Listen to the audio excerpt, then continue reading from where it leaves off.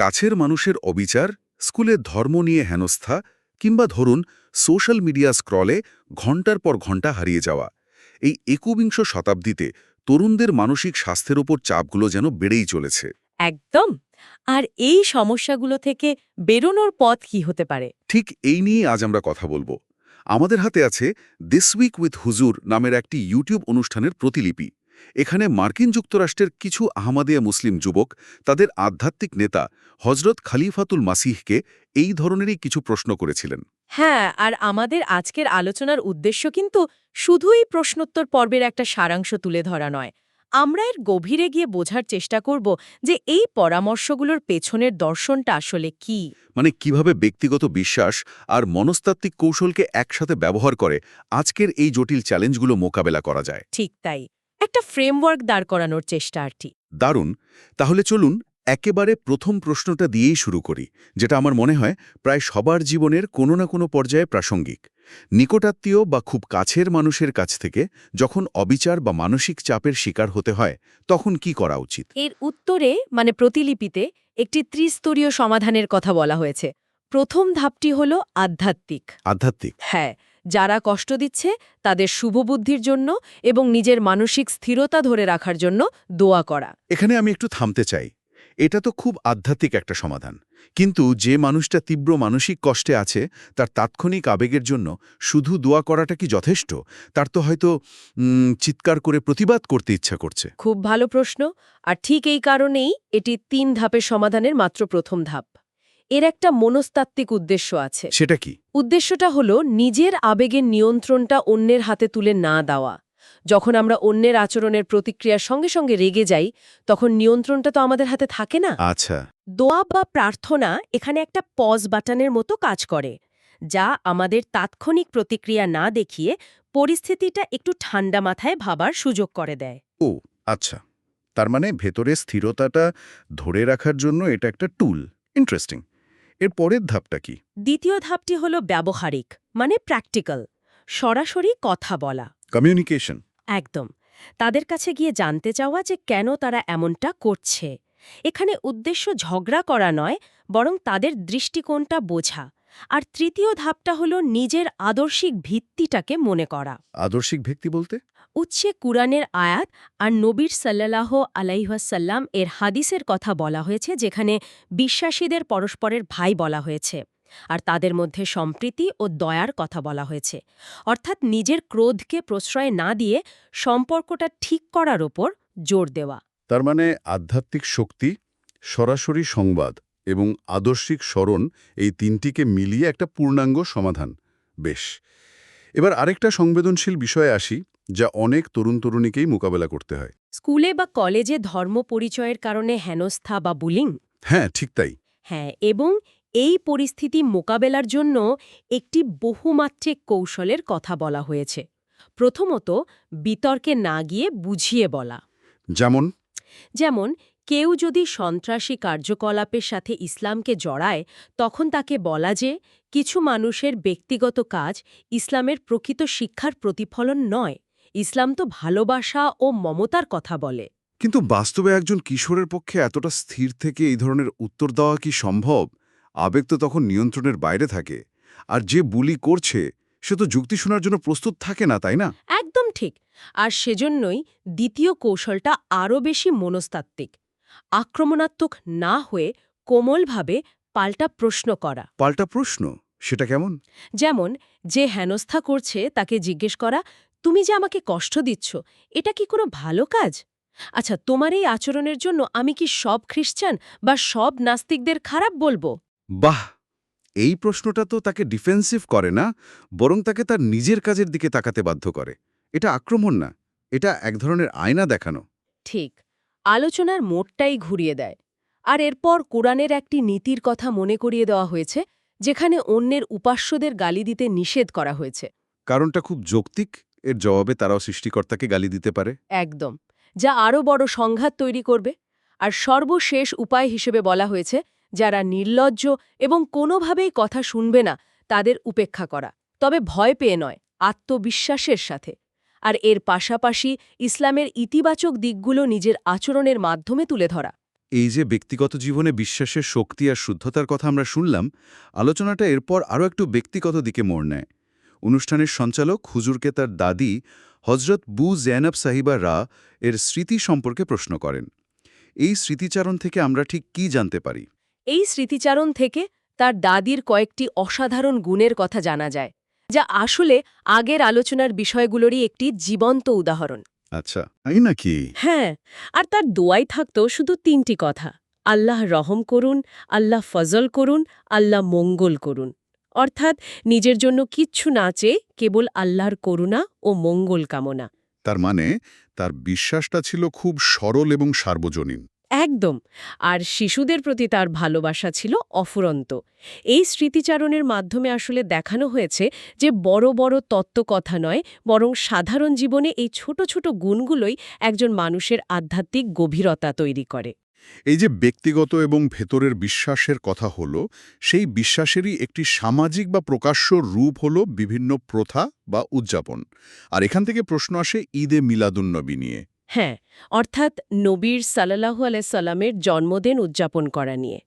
এ বিষয়ে উৎসে একটি বিস্তারিত ঐতিহাসিক প্রেক্ষাপট তুলে ধরা হয়েছে, যা খুব গুরুত্বপূর্ণ। কি বলা হয়েছে সেখানে?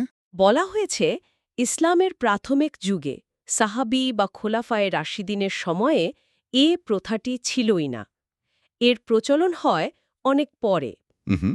যখন ইসলামের উপর এবং নবীর সাল্লাল্লাহু আলাইহি ওয়াসাল্লামের চরিত্রের উপর বাইরে থেকে আক্রমণ বাড়তে থাকে, তখন প্রতিরক্ষামূলক ব্যবস্থা হিসেবে আহমদিয়া জামাতের দ্বিতীয় খলিফা নবীর সাল্লাল্লাহু আলাইহি ওয়াসাল্লামের জীবন ও চরিত্র আলোচনার জন্য সভা বা জলসা করার প্রথা চালু করেন।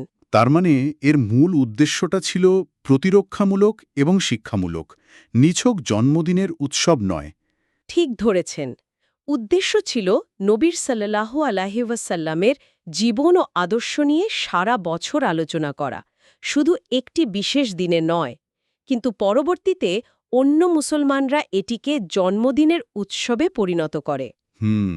প্রতিলিপিতে দুঃখ করে বলা হয়েছে যে বর্তমানে পাকিস্তানের মতো অনেক জায়গায় এই অনুষ্ঠানে নবীর সাল্লাল্লাহু আলাইহি ওয়াসাল্লামের জীবনীর চেয়ে অন্য সম্প্রদায়কে, বিশেষ করে আহমদিয়াদের গালিগালাজি বেশি করা হয়। তাই উৎসের মূল বক্তব্য হল প্রকৃত উদযাপন হল নবীর সাল্লাল্লাহু আলাইহি ওয়াসাল্লামের জীবন দর্শনকে নিজের জীবনে এবং সমাজে সারা বছর চর্চা করা, নিছক একদিনের আলোকসজ্জা বা স্লোগান নয়।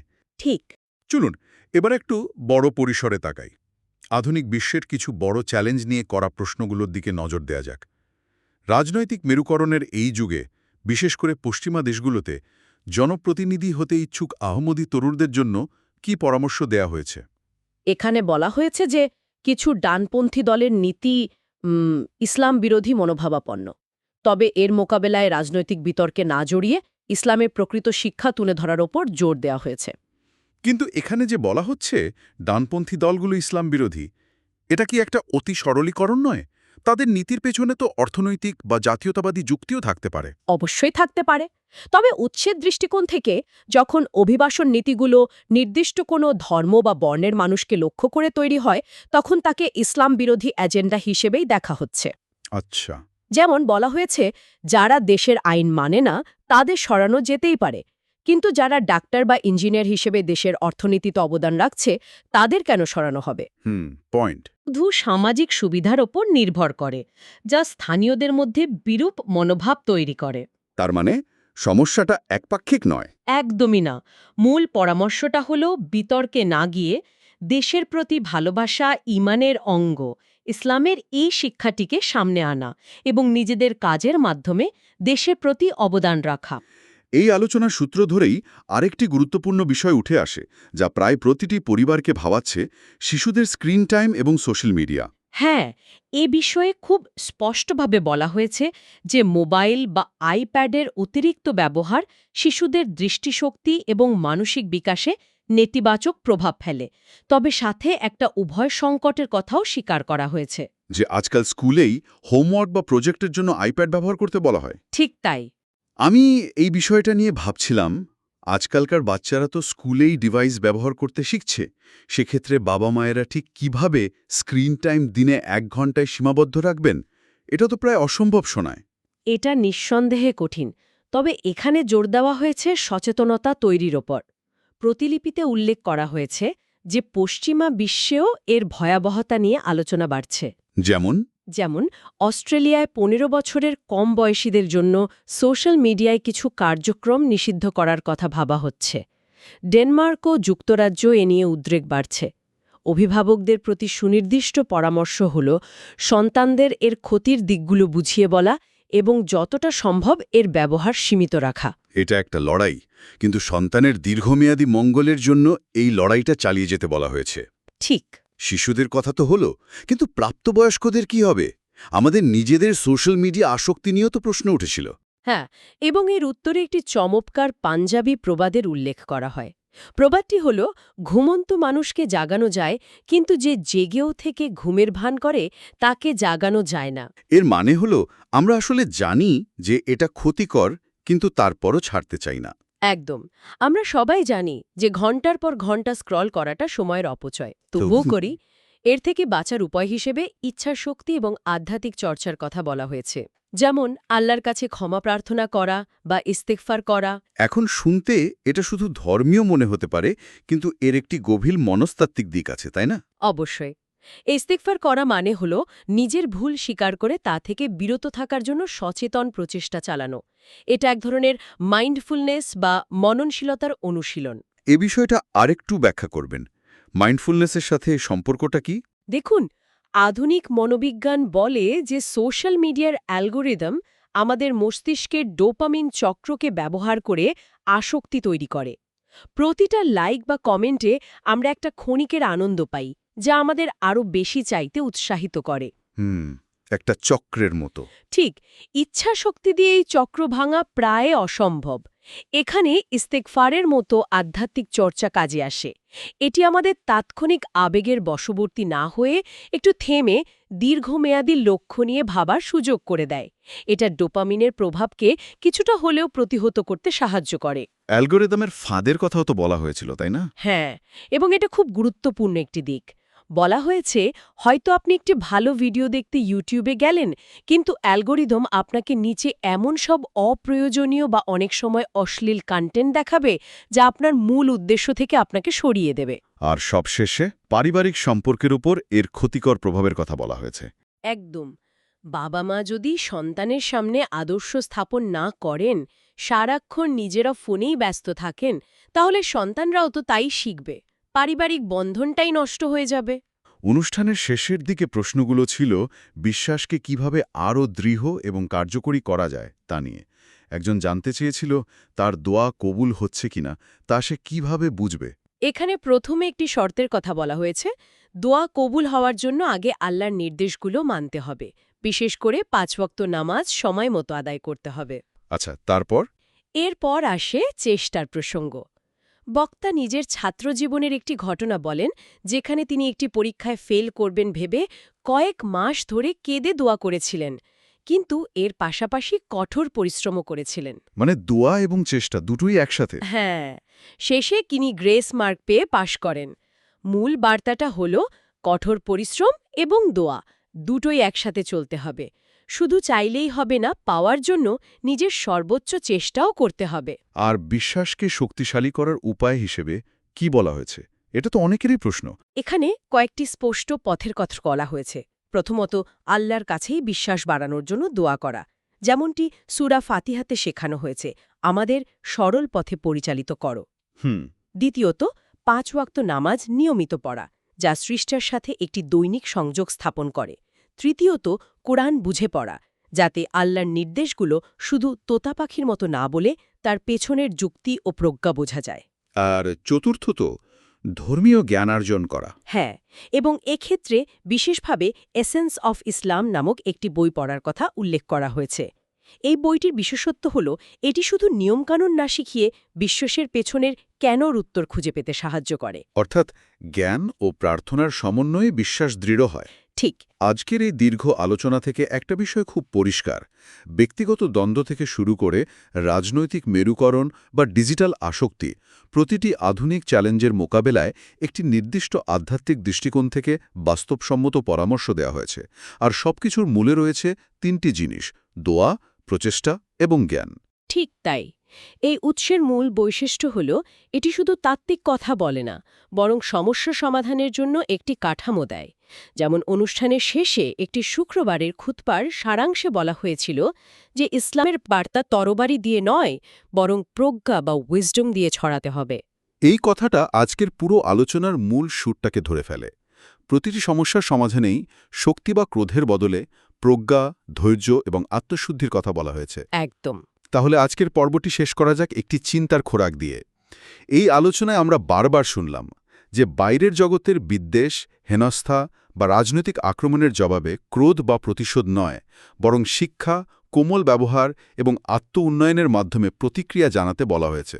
এই প্রেক্ষাপটে শ্রোতাদের জন্য আমাদের প্রশ্নটি হল, যে যুগে তাৎক্ষণিক প্রতিক্রিয়া, অনলাইন শাউটিং এবং ক্ষোভ প্রকাশী সামাজিক নিয়ম হয়ে দাঁড়িয়েছে, সেখানে সক্রিয় কোমলতা এবং আত্মশুদ্ধির এই কৌশলটির প্রায়োগিক ক্ষমতা এবং এর সম্ভাব্য সীমাবদ্ধতাগুলো কি হতে পারে?